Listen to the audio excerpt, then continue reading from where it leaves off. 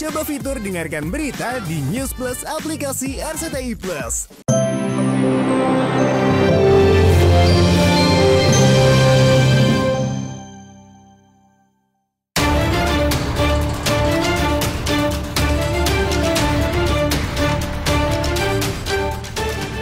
Pemirsa, bisnis skincare di Indonesia menjadi ladang cuan yang subur. Hingga sederet pesohor pun tergiur menikmati gurihnya keuntungan dari ladang bisnis ini. Namun, demi mendapatkan cuan segudang, banyak yang dituding menghalalkan segala cara. Bahkan review skincare dari dokter detektif atau doktif diragukan cuma untuk mengedukasi masyarakat akan bahaya skincare abal-abal. Faktanya, Doktif Samira Farahnas dituding sebagai pemeras berkedok review skincare. Tudingan itu dilontarkan oleh Fitri Salhuteru, mantan sahabat Nikita Mirzani. Gara-gara suaminya disebut terlibat bisnis haram judi online, Fitri meradang dan auto melakukan serangan balik kepada Doktif berdarah Arab itu. Halo Samira, gimana rasanya dibales? Ya gitulah rasanya ya. Makanya jangan nyenggol kalau nggak mau diinjak Samira. Kau kan katanya tetap akan mereview. Lanjut ya, nggak ada yang larang Samira. Dan nggak ada juga larangan untuk aku membuka mata masyarakat kalau kau itu mereview dibayar. Simple gitu ya. Bukan hanya keluar-keluar di medsos atau sindir-menyindir di Instagram, bukan seperti itu.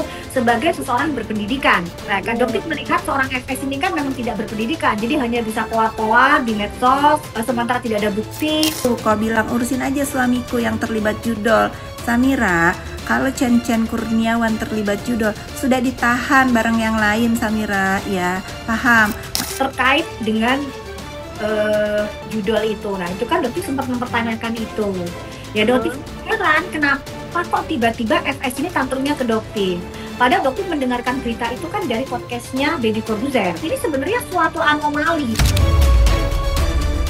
Apapun yang menghina harga diri aku, siapapun orangnya akan aku lawan dengan cara apapun itu ya. Dan aku siap menerima semua resikonya demi harga diriku, kedamaian keluargaku dan anak-anak aku.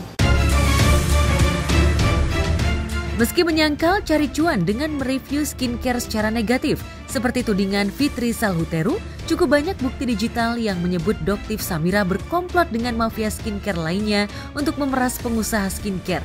Bahkan Doktif Samira diduga terseret kasus dugaan pemerasan terhadap Reza Gladys dan atau Bah Mufid suaminya.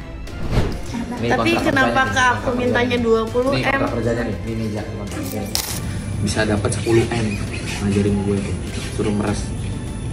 Kan bisa gitu kan, abis itu kerja lu banyak jadi bisa 10 M.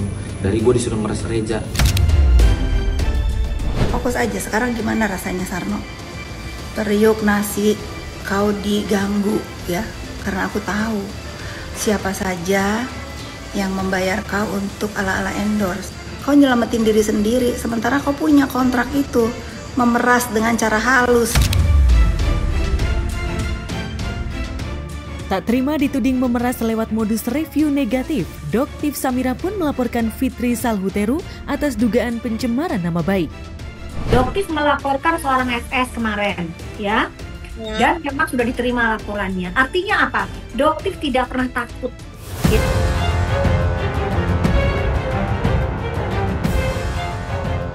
Apakah Doktif Samira terlibat dalam kasus dugaan pemerasan yang menjerat Nikita Mirzani? Yang pasti di awal penangkapan Niki, Doktif Samira pernah membela Niki. Bahkan Doktif Samira pernah dipanggil Polda Metro Jaya terkait statusnya sebagai saksi. Namun usai sidang beragendakan pembacaan eksepsi dari Niki yang mengucapkan rasa terima kasihnya kepada sahabat yang telah setia mensupportnya tak menyebutkan nama Doktif Samira. Malah Niki menolak berjabat tangan dengan Doktif Samira ketika mereka bertemu.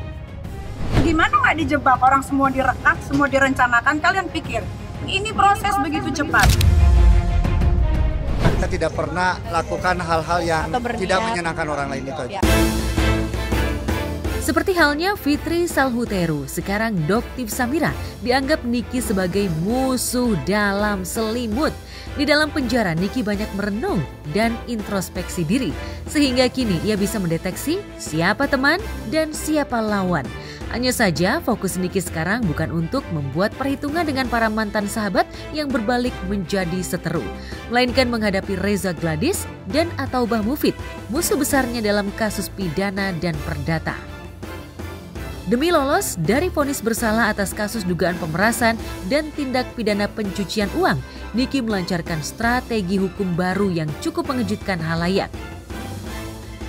Dikawal kuasa hukumnya, Niki mencabut gugatan Wan Prestasi yang dilayangkan ke Pengadilan Negeri Jakarta Selatan. Saya sudah menyampaikan surat pencabutan karena setelah saya berdiskusi dan berdialog dengan Nikita minta saya fokus kepada perkara pidananya dulu. Jadi hal yang berbeda, maka kita prioritas kepada pribadinya yang perlu kita lakukan konsentrasi untuk melakukan pembelaan.